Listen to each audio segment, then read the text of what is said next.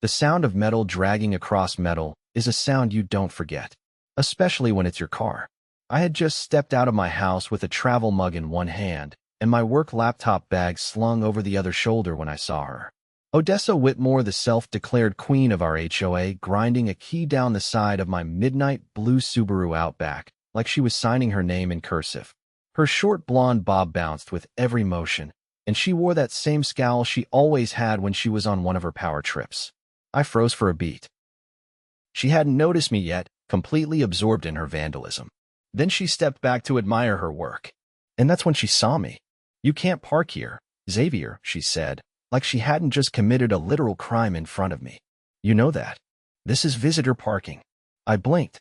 "You keyed my car." Her eyes narrowed. "You were warned. Multiple times. You're not above the rules. Let me get something straight about where I live, Rosewood Estates. Cute name, right?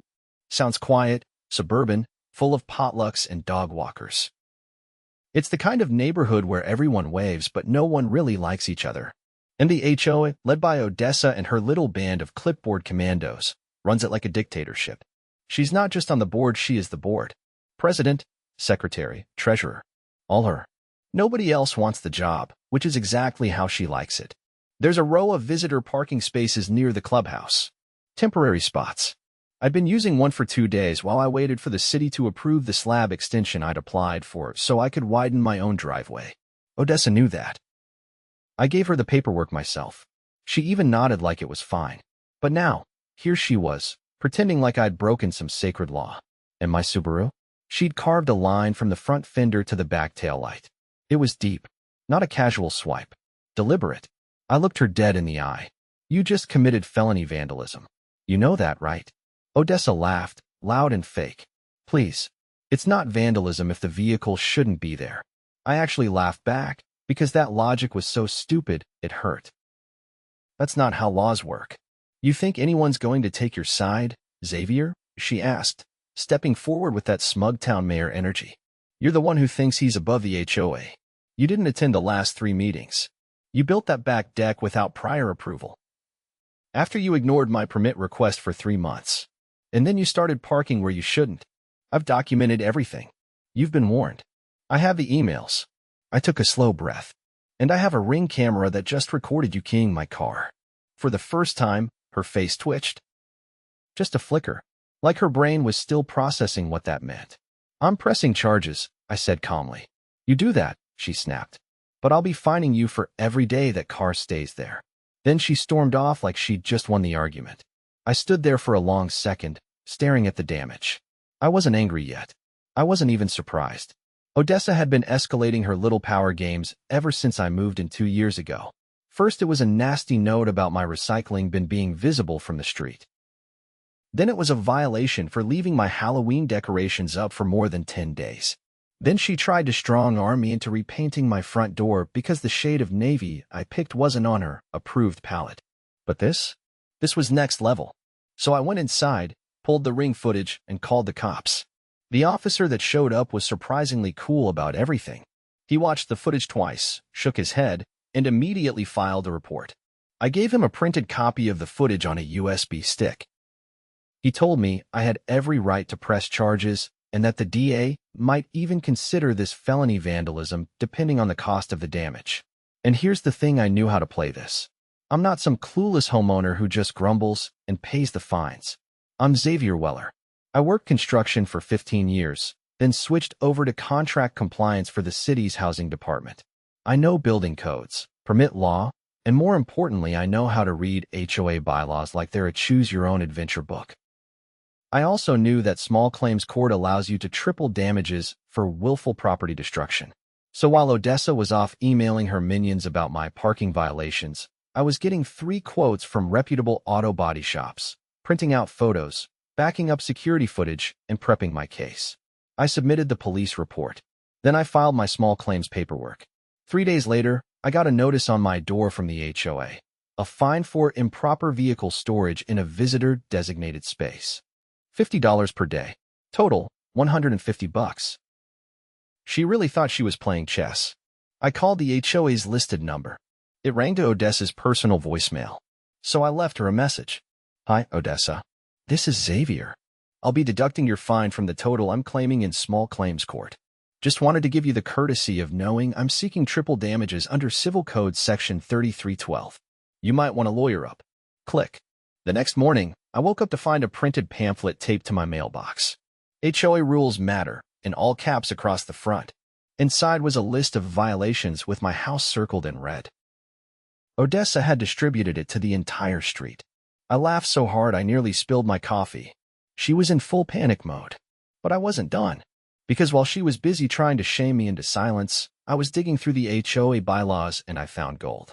See, there's a clause buried in the founding documents. It says that any board member engaged in criminal conduct while acting as a representative of the HOA can be suspended pending a community vote. She keyed my car while enforcing HOA rules. That was criminal conduct. And I had video proof. So I did what Odessa never expected. I knocked on doors. I talked to neighbors. People who'd been fined for drying towels over balcony rails. People who got nasty letters for having solar lights that were too bright. People who were sick of Odessa's reign of terror. And every single one of them? They'd seen her act out. They were just too scared or too tired to fight back. I wasn't. I printed copies of the police report and passed them out with QR codes linking to the ring footage. I attached a petition for a special vote to remove Odessa from power. I needed 15 signatures. I got 27. And just like that, the walls around Queen Odessa started to crumble. By the end of the week, Odessa's name, once muttered with resigned irritation at block parties and over backyard fences, was now being spoken with something approaching glee. I didn't even have to push anymore. The momentum had taken on a life of its own. At the Saturday farmers market 2 blocks over, I overheard 2 neighbors at the kettle corn stand talking about the car guy who was finally standing up to her.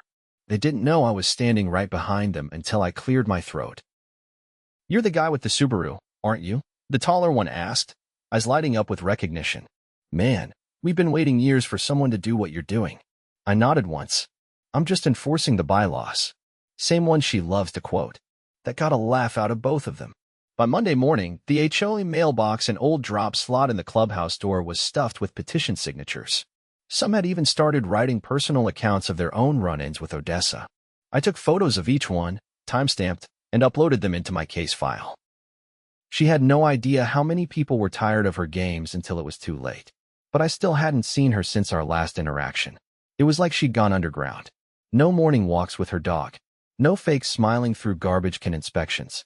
Not even her usual Tuesday evening patrols where she'd slowly cruise through the neighborhood with her hazard lights on like she was surveying a battlefield. Then, during a Wednesday lunch break, my phone buzzed with an unknown number. I answered, expecting maybe a call from the court clerk or one of the auto shops. Instead, a man's voice came through, too polished to be casual. "Mr. Weller, my name is Charles Denton. I represent Ms. Odessa Whitmore in a legal capacity." I leaned back in my chair and stared at the ceiling. She lawyered up. "As is her right," Denton replied. "I'd like to propose a resolution before this escalates further. Ms. Whitmore is willing to cover the cost of your vehicle repair in full, provided you agree to withdraw your petition and drop the small claims suit." She keyed my car and tried to fine me for it. "This isn't a negotiation. She regrets the misunderstanding." I laughed. "Misunderstanding?" I have high-definition footage of her dragging a key across my car door like she's carving her initials into a tree. There was a pause. The footage is compelling. However, my client would prefer to resolve this privately. I'm sure she would. But I'm not interested in letting her hide behind a settlement and keep abusing the neighborhood. Mr. Weller, a public hearing could be messy for everyone involved, especially considering your alleged violations on file. You mean the ones she manufactured? Go ahead. Put them in front of a judge. I'll bring the permit emails, time-stamped photos, and the letter where she ignored the city's approval. He was quiet again, then exhaled slowly. I'll advise my client accordingly. Please do. I hung up and added the call to my log. Every interaction mattered now. I wasn't just trying to recoup damages, I was building a case to cut out the rot at the root. That Friday, a special HOA meeting was called. The notice was posted on the community board near the pool and a version was emailed out. The subject line read, "Community Discussion, Recent Events." I arrived early, printed copies of the police report, the petition, and the relevant bylaw that gave the community authority to suspend a board member. I didn't bring a speech. I wasn't there to grandstand. I was there to make sure facts were heard. The room filled up fast. More chairs were dragged in. People stood near the back, leaning against the walls. Some brought their kids, who sat on the floor reading books or playing quietly on tablets. I'd never seen this many people at a meeting before, not even when the HOA tried to ban charcoal grills. Odessa walked in 5 minutes late, flanked by 2 women from her usual inner circle, Jeanette, the newsletter editor, and Ruth, who once fined a neighbor $50 for hanging wind chimes. Odessa wore a beige pantsuit and heavy makeup, like she was campaigning for office. She stood at the front and opened a binder with trembling hands. "I know many of you have concerns," she began, voice rising over the low murmurs. "And I want to assure you, I've always acted in the best interest of this community." I raised my hand. She hesitated. "We'll have time for questions at the end." "This isn't a question. It's a motion." The room shifted. People turned toward me. Odessa stiffened. "I'm invoking Clause 8, Section 12 of the HOA's founding charter," I said, holding up the printed page. "It states that a board member may be suspended pending a vote if they commit a crime while enforcing HOA policy." I submitted a petition with over twice the required number of signatures. That means this meeting isn't about discussion. It's about the vote. Odessa's mouth opened, then closed. She glanced at Jeanette, who looked like she'd just swallowed her gum. She started, but I cut her off. "I have a police report, witness statements, and video evidence. This isn't a witch hunt. It's accountability." Someone from the back yelled, "Let us vote." A murmur ran through the room again. Odessa's grip on her binder tightened. Ruth tried to step in. "This is irregular." I handed her the bylaw printout. "It's literally in the founding documents your office distributes." She read it, frowning deeper with each line, then handed it back wordlessly. Jeanette cleared her throat. "We should at least let Odessa explain her side." "I'd love to hear it," I said. "Tell the room why you keyed my car." Odessa's eyes darted around, looking for support. But no one spoke. A few people looked away. More than one had their phones out, recording. "I made a mistake," she said finally, voice thin. "But I've served this community for over a decade. And in that time," I said, "you've fined people for planting the wrong color flowers. You've cited residents for ornaments on their porches. You've overruled votes, ignored permit approvals, and now you've committed a criminal act. Today isn't about your past. It's about what you did last week." A hand went up near the front. Mr. Gibbons, who'd lived in the neighborhood since it was built, stood slowly. "I vote we suspend her, effective immediately." Another voice joined in. "Seconded." Odessa's jaw clenched. "You can't do this. You don't understand what kind of chaos this will create." "We're fine with a little chaos," someone muttered. A vote was called. Ballots were passed out. I didn't move, didn't speak, just watched as neighbors filled them out. People who'd once been too intimidated to challenge her now wrote with calm resolve. When the ballots were collected and counted, the result was overwhelming. Odessa was suspended by a vote of 42-3. She stood silent as the announcement was made. Her face was unreadable somewhere between disbelief and fury. Then she turned, gathered her binder, and walked out without a word. Jeanette followed, but Ruth stayed behind, avoiding everyone's eyes. After the meeting, people lingered. They shook my hand. A few clapped me on the back. One woman even hugged me, saying she finally felt like she could breathe again. I didn't celebrate. Not yet. There was still the matter of the small claims court date and the damage to my car. But I knew one thing. The neighborhood had changed. And this time, it wasn't because the HOA said so. The courthouse was quieter than I expected. No murmurs, no shuffling papers, no dramatic echoes down marbled halls, just the faint hum of the overhead fluorescents and the occasional click of a bailiff's boots. Room 4B sat at the end of a narrow corridor, and as I stepped inside, the only other person present was the clerk arranging files at the front bench. Odessa wasn't there yet. I placed my folder on the table and sat, flipping through my documents one final time. I didn't need to review them, I knew every page by heart, but it gave my hands something to do. The auto body estimates, the printed screenshots from the ring footage, the signed letter from the responding officer, all filed, time-stamped, and in triplicate. On top of that, I had a printed excerpt of the HOA's governing documents, specifically the section authorizing community members to petition for emergency votes when board members act unlawfully. Not to prove she was removed, this wasn't about that, but to establish pattern and intent. That was the key to tripling damages. At precisely 9:27, Odessa swept into the room like she was arriving for a photo op. Her lawyer, Denton, followed behind her with a briefcase and a face like he'd bitten into a lemon. She didn't acknowledge me, just sat down and began whispering in rapid-fire bursts, gesturing toward me like I was a stain on her cardigan. The judge entered at 9:30 sharp. A middle-aged woman with sharp features and a no-nonsense tone. She looked at both of us over her glasses and called the case number. I stood. So did Odessa and her lawyer. This is a hearing for case number 4887, Weller versus Whitmore, the judge said, adjusting her glasses. Mr. Weller, I understand you're representing yourself. Yes, Your Honor. Ms. Whitmore is represented by Mr. Denton? That's correct, Denton replied. Very well. Mr. Weller, please present your claim. I stepped forward and laid the foundation. No theatrics, no dramatics. Just the facts. I showed the ring footage. I held up the quotes from 3 separate body shops. I explained the timeline, the city permit delay, and Odessa's retaliatory fine. She keyed the vehicle intentionally, Your Honor. Not by accident, not out of confusion. She looked straight into the camera afterward and acknowledged what she'd done. I'm seeking the maximum allowable damages under California Civil Code 3312, triple the cost of repairs due to willful property destruction. The judge leaned back slightly. And you have documentation of the costs? 3 separate estimates, each over $2,000. She nodded. Understood. Mr. Denton? He stood and gave a careful, practiced smile. Your Honor, while my client admits to the incident, we dispute the characterization of intent. Ms. Whitmore believed she was acting within her authority as an HOA official. The judge raised an eyebrow. You're saying she believed she had legal authority to cause physical damage to someone's vehicle? Denton hesitated, then tried to pivot. We argue that Ms. Whitmore's actions, while admittedly misguided, were not malicious. She was under the impression that enforcement of community rules extended to the regulation of improperly parked vehicles. And that enforcement includes vandalism? He adjusted his tie. No, Your Honor.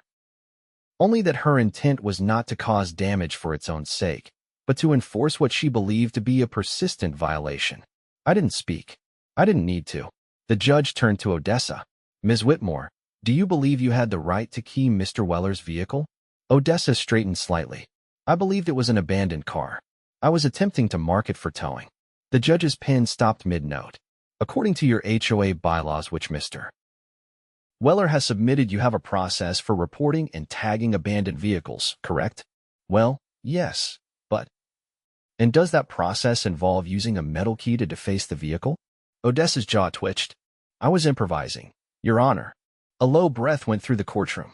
Even Denton leaned back, clearly wishing she'd kept her mouth shut. The judge turned to me. Mr. Weller, you mentioned prior fines issued by Ms. Whitmore. Are these part of your claim? No, Your Honor. I've paid them. They're not relevant to this case. My claim is based solely on the damage to my vehicle and her admission of intent. She nodded. I appreciate the focus. After a few more questions to clarify the timeline, she looked down at her notes for a long moment. Then she spoke. I find in favor of the plaintiff, Mr. Weller. The evidence is clear. The defendant intentionally defaced private property without legal authority. I'm awarding damages in the amount of $6,500, triple the median estimate provided. Payment is to be made within 30 days. There was no reaction from Odessa. None. She sat there like a statue, lips pressed into a thin line. I gathered my papers and turned to leave. As I reached the door, Denton called after me. Mr. Weller. A moment. I waited. He approached, voice low. You should know Ms. Whitmore intends to appeal the HOA vote. She's claiming procedural flaws. I raised an eyebrow. She can try. The bylaws are airtight. The vote was public, recorded, and certified by a third party. She won't go quietly. She never has, I said. But this time, she doesn't have the keyboard. Denton gave a muffled sigh and stepped back toward Odessa, who hadn't moved. Outside the courthouse, the sun was blinding. I stood on the steps for a moment, letting the warmth hit my face. The check wouldn't come for a few weeks, but that wasn't what I was thinking about. What mattered was that the community saw her fall. Not in private, not behind closed doors. Publicly, with evidence, with consequences. That evening, a few neighbors gathered in my driveway. Not to celebrate, not really, just to talk. I brought out a folding table and a cooler of soda, and one by one, chairs appeared. Marcus from 2 doors down brought his portable speaker and played soft jazz. Lucia from the corner house passed around homemade empanadas. Nobody mentioned Odessa by name, but they didn't have to. So what happens now? Marcus asked, sipping from a can. The HOA board has to hold an interim election, I said. Until then, the vice chair steps in. Wait, Lucia said. We had a vice chair. Only on paper. But yeah, his name's Ron. Retired postal worker. Keeps to himself. She laughed. Guess he's about to get real popular. I looked around. People were smiling. Not the forced kind you give when you're avoiding conflict. Real ones. Conversations flowed. Kids ran by with sidewalk chalk. For the first time in a long while, the neighborhood didn't feel watched. Later that night, I sat on my back porch with a folder on my lap. Not the legal one, this was something new. I'd started drafting a proposal. Not to dissolve the HOA, but to restructure it. Make it accountable. Transparent. I wasn't the only one thinking this way. I'd already gotten a few emails from neighbors suggesting changes. Rotating board seats, open access to financial reports, community votes on fines over a certain amount. The kind of stuff that would have made Odessa's head spin. The next board meeting was scheduled for the following month. That gave me time to finalize the proposal, gather supporters, and prepare for the next phase. What started with a vandalized car had turned into something bigger, a shot at fixing the entire system. As I closed the folder, a soft ping came from my phone. An email. From Denton. I'm advising my client to comply with the court's judgment. You should receive the check within 10 business days. No apology. No explanation. Just surrender. I powered off the phone, leaned back, and let the calm settle in. There was still work ahead. But for the first time since moving to Rosewood Estates, I wasn't fighting alone. The check arrived in a pale blue envelope. No return address. Just my name and a barcode. I opened it at the kitchen counter, half expecting some kind of terms of surrender letter or passive-aggressive note tucked inside. But there was nothing. Just a bank-issued check for $6,500 and a stub with Odessa's name printed in stiff black ink. I didn't feel triumphant.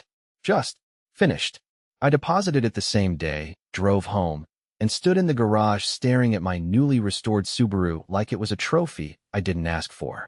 The body shop had done a pristine job. Every curve, every reflection in the paint was smooth and perfect again. But the scratch, that long, deliberate scar, I'd never unsee it. And somehow, I was okay with that. It reminded me what happens when you let people like her run unchecked. That weekend, I walked into the HOA clubhouse with a manila folder of proposed charter revisions and a flash drive of digital copies. I wasn't alone. Marcus was already there, leaning against the snack table with a clipboard in hand. Lucia brought her teenage son, who was helping set up folding chairs. Ron, the surprise vice chair, had arrived early and was nervously organizing printed agendas like he was hosting a family reunion he didn't plan for. Ron looked up as I approached. "Xavier," he said, then paused, rubbing a hand over his short-cropped beard. I'll admit, I didn't expect to be sitting here. When I agreed to be vice chair, I thought it was just a formality. "You and everyone else," I said. He nodded once. "Still, I read everything you sent me. It's solid, fair, and frankly overdue." I handed him a fresh copy. "The bylaws don't need to be torn down. Just aired out." Ron took the folder and tapped a finger on the top. "Let's get this started." People filtered in, a slow but steady stream of residents who'd once avoided HOA meetings like the flu. Now, they came in small groups, carrying reusable water bottles and notepads. Some brought printed copies of the proposal I'd emailed earlier in the week. A few even wore shirts with "Community Over Control" stenciled in block print across the front. That wasn't my idea, but I didn't hate it. When the meeting officially began, Ron cleared his throat and adjusted the mic. "We're here tonight to review a set of proposed reforms to the HOA charter. These were submitted by Xavier Weller and supported by over 20 homeowner signatures. That meets the threshold for formal discussion and vote." He looked at me. I stood. "Thanks, Ron. I'll keep this short." The proposal includes 5 amendments. The first limits the board president to 2 consecutive 2-year terms. The second requires that all fines be approved by a majority board vote, not a single individual. Third, we establish an independent review committee for disputes. Fourth, we mandate open quarterly audits of HOA finances. And fifth, we implement anonymous voting for board elections. I let that sit for a moment, then added, we're not here to punish anyone. We're here to prevent the kind of unchecked authority that led to recent events. Ron gestured to the attendees. Comments. A woman in a denim jacket raised her hand. Will these changes affect current board members? Yes, I said. They'll apply going forward. Nobody gets grandfathered in. Another hand. An older man with a sun visor and a clipboard. What happens if the board violates the rules again? I flipped to section 3 in the packet. The review committee has the authority to recommend removal, but only after a verification process. It's designed to protect both the board and the community. A few nods. No objections. Then a new voice. One I hadn't heard before. A younger guy, maybe late 20s, sat near the back, arms crossed. What if no one wants to run for the board? That's how we got stuck with Odessa in the first place. Fair question. That's why we're adding term limits, I said. It forces turnover, which encourages participation. And with better transparency, people might actually want to serve. He gave a small nod. Ron called for a vote. Simple show of hands. All 5 proposals passed unanimously. It felt almost too easy. But then again, maybe everyone had just been waiting for someone to push the first domino. After the meeting, a few people lingered. Marcus handed out leftover cookies his kids had baked. Lucia coordinated a group to repaint the community benches next weekend. And Ron, for all his earlier nervousness, stood a little taller now, like he'd discovered a leadership style that didn't require intimidation. As I packed up my laptop, I felt a tap on my shoulder. It was Jeanette, former ally of Odessa. She looked different now, less polished, more human. Her eyes didn't have the same sharpness they used to. I owe you an apology, she said. I didn't say anything. I knew what she was doing, she continued. Not everything, but enough. I just didn't want to get on her bad side. Most people didn't. She hesitated. You're not like her, you know. You actually listen. I don't want to run the HOA, if that's what you're thinking. She smiled faintly. Good. You'd hate the paperwork. I chuckled, and she walked off, leaving me with a strange sense of closure. The next morning, the neighborhood felt lighter. Not in any dramatic way. Just small things. A couple across the street put out a bench near their front yard, and no one came by to measure the distance from the curb. A dad played catch with his daughter on the HOA-maintained lawn, and no one barked about unauthorized activity. Someone even chalked a hopscotch pattern on the sidewalk near the mailbox cluster. I stopped by the coffee trailer that parked outside the neighborhood on Saturdays. The barista, a college kid named Alonzo, grinned when he saw me. You're the guy, right? He said, handing me my usual. Which guy? The one who got Queen Clipboard dethroned. I laughed quietly. Guess I am. She tried to find me once for parking too close to the corner. I don't even live here. I shook my head and dropped a tip in the jar. It's a new era. Later that week, I got a certified letter. This time from the county clerk's office.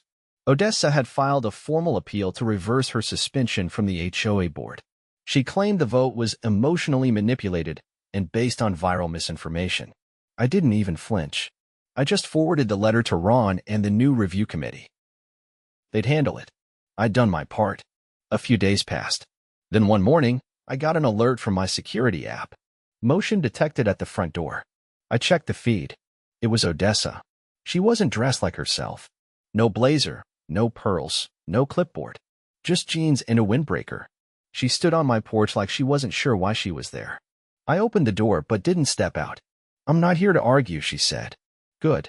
She looked past me into the house. Not like she was judging, like she was just curious. When I moved here, she said, this neighborhood was empty. No trees. No kids. Just dirt and unfinished houses. I thought if I kept it perfect, people would stay. I didn't respond. I overdid it, she added. I know that. You proved it. I waited. I'm not asking for forgiveness. I just wanted you to know that. She turned and walked away. I closed the door and stood there for a while. Not out of shock, more like quiet disbelief. The kind you feel when the storm finally breaks and you realize the silence that follows is permanent. That evening, I sat on the porch with a cold drink and watched a neighbor's sprinkler arc across a freshly mowed lawn. Kids rode scooters down the street. Someone grilled burgers 2 houses over.